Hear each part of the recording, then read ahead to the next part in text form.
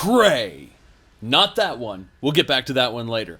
But Prey, the original, was about a Native American living on a reservation. You got to talk to him and his girlfriend and his grandpa about things that are coming. When the aliens invaded! Yes, indeed. You are picked up in a mysterious and really awesome way. Look at this. You're going into the sky and bam, you're on an alien spaceship. Everything goes to hell. And humans are being harvested for their protein. It's crazy stuff. This gigantic sphere in space is abducting humans for harvesting. They will leave nothing left alive on Earth. It's up to you to stop them, or at least up to you to survive, because you just break out of the pod and you're trying to find your way through, and then you die. Yes, your death is a part of the storyline because you go to the spirit world and you learn the arts of your ancestors. The Native American ancestry gives you your spirit guide, the bird, who will fight with you in combat, as well as the spirit bow. You gain the ability to leave your body and attack enemies in spirit form. You can spirit walk across spirit paths that exist in the spaceship in order to get things and get at things, operate switches, do all kinds of things to defeat the enemies in ways that would be otherwise impossible. Prey is true to its name because as humans, you are the prey for the aliens, but as a spiritual warrior, you flip things around. You've harnessed a power beyond the aliens' comprehension, and now the aliens are the prey. You obviously start out with a wrench, it's really bad, and then you're given a gun which can shoot rapid fire, or you can right-click to zoom in and use it like a sniper rifle.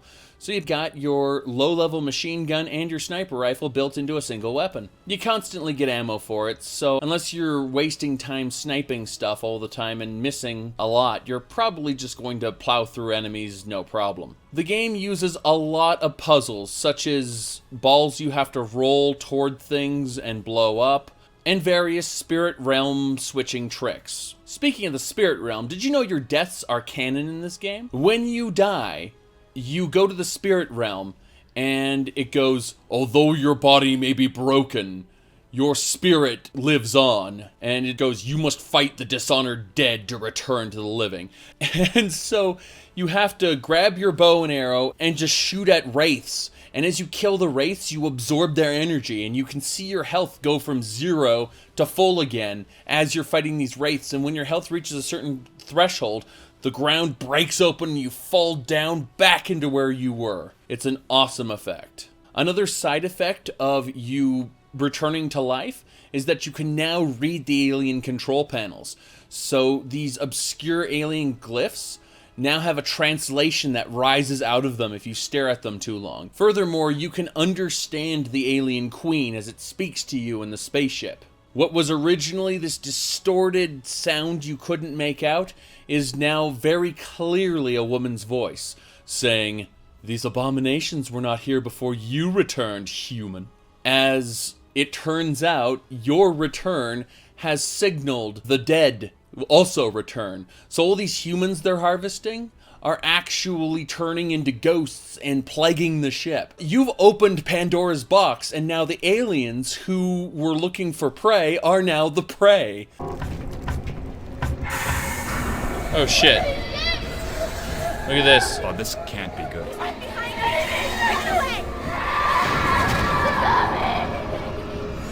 Look at that.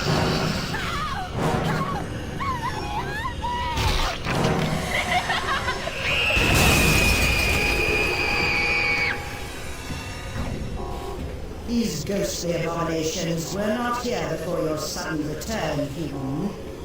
The game is deliciously cheesy in its boss battles. The ending is just terrible and great and terribly great, which more or less has you going into the cosmos. And that's where we start off with Prey 2. Prey 2 is a Blade Runner-esque alien world where you're acting as a bounty hunter. You are going and hunting down the most dangerous criminals, either killing them or capturing them, sending them back to your employer.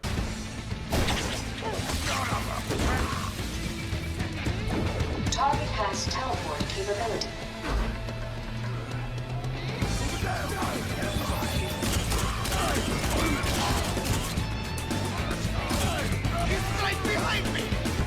you son of a bitch!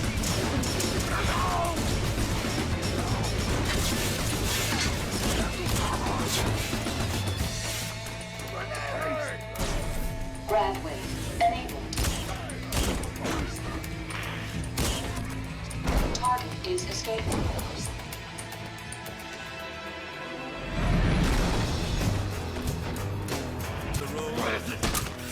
Capture device enabled. No, wait!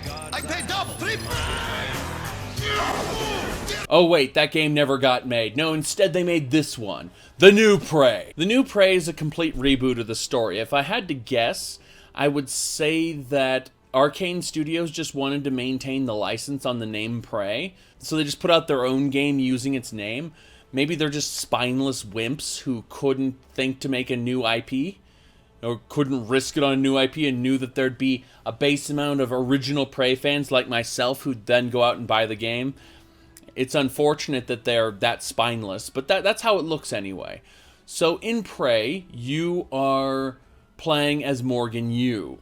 Morgan Yu is an interesting character in the sense that he is living the same day over and over, or at least that's what you're led to believe in the first few minutes of the game, before everything goes to hell and you take your wrench and you break your prison. You are on a space station and everything has gone wrong.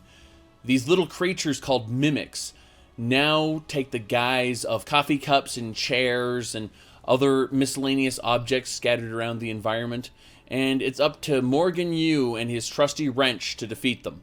Actually, there's a plot, and your brother, Discount Gabe Newell, seems to really want you to just stay put and do nothing, whereas the operator, January, he is set you on a course for destroying the space station of Talos 1 in order to stop these evil creatures known as the Tithans from reaching Earth.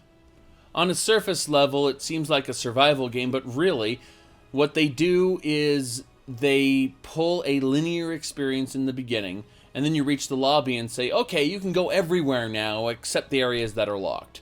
And as you progress through the story, those locked areas will unlock, and you'll gain access to more and more areas. Also, the enemies you encounter will grow in strength as you progress through the story, so while it may be tempting to set up a base in, say, Morgan's office, not always the best thing to do. You're best just going, looting everything you can, going to a deconstructor, deconstructing everything you looted into base components and just taking those components with you, crafting stuff on the fly, trying to survive. Now, in addition to mimics, there are also these creatures called phantoms, and then all kinds of variations on phantoms that just get bigger and more scary, that shoot death beams or create these little explosion mines. They're freaking scary. Everything about this game is very well crafted, but it's not crafted to be a horror game, even though it is legitimately scary in the beginning before your power starts ramping up and before you get a handle on the situation. The game also features a lot of instant death spots, stuff that you really couldn't avoid, and that's why the game autosaves all the freaking time in order to avoid that. But you also have the ability to manual save and quick save, so you can get yourself into some rather interesting situations. The game features these little things you stick in your eyeball called neuromods that allow you to more or less enhance your abilities. Once you get over the initial shock of the game, you realize that this is System Shock 1.5. It's not as good as System Shock 2 in the RPG department, but it doesn't have to be because it's a kind of a clunky shooter, and it's clunky on purpose. You'd think, well, these are the people who made Dishonored. Clearly they can make a nice fluid combat system.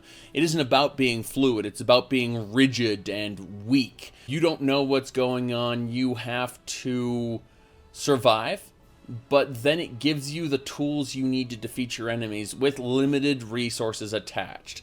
And this is the important part, because limited resources means you're going to have to deal with the fact that maybe you shouldn't go back into this area for the 4th time and waste your ammo because you have limited amounts of it. No, maybe you should go where the storyline tells you. And so this subverts the usual tropes of RPGs where you just build up a massive amount of power. Power is obtained instead as you visit new areas and acquire more neuromods.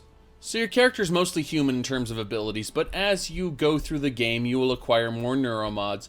You will use those neuromods as a currency to access the game's talent trees, which will give you the ability to lift heavy refrigerators and smack enemies with them, or give you arbitrary damage upgrades with your weapons, give you the ability to salvage more stuff from scrap, and give you more inventory space, and so on and so forth. Now, speaking of inventory, the game plays much like System Shock in the sense that you'll be playing inventory Tetris while you're playing. You can hit the auto sort button and it'll try to cram everything together, but either way, it's a basic system where some things take up more slots than others, and some, like banana peels or soda cans, take up only one slot. While most of the talent choices make sense in the beginning, you will be given access to superpowers later on. But the game is pretty good at scaling up the amount of enemies in proportion to the superpowers that you get. Also, there is a mana system known as psi points. Again, going back to System Shock. So many things about this game just say, I'm discount System Shock 2, hello. And my environments are kind of Bioshocky if it wasn't out in space. And so you get a Bioshock aesthetic with System Shock systems and themes.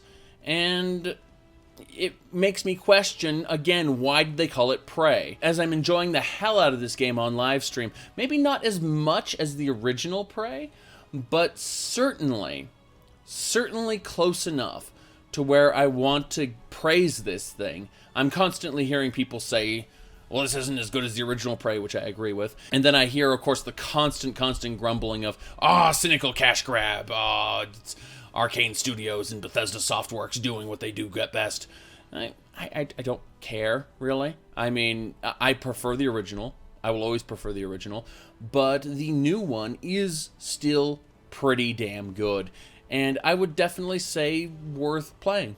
Definitely worth playing. I've tried it both with a controller and a keyboard and mouse. The keyboard and mouse murders the controller in every way, shape, or form. And the game does offer a set of choices and consequences. They are subtle choices and consequences. They don't ram it down your throat until the end, where you realize that some of the actions you made in the game actually did impact some of the tertiary dialogue toward the end. And the game does actually feature multiple endings, so there are ways to fudge the system. But even at the very, very, very end, assuming you get the perfect ending, you still get a choice at the end. I'll leave it at that. Either way, the new System Shock... Oh, wait, that was something I kickstarted. The new Bioshock... Oh, wait, no, that isn't it. The new Prey is definitely recommended. It's got a fun mix of horror-ish action with minor RPG elements. The game isn't perfect, it's glitchy, as is pretty much everything published by Bethesda Softworks these days, but I gotta give it high marks. It certainly isn't a Nier Automata, but it does make you think at some points, and it makes you feel things, which is good. So yes, buy Prey, definitely. Either way, thank y'all for watching, check the links on screen for more content, and I will see y'all next time.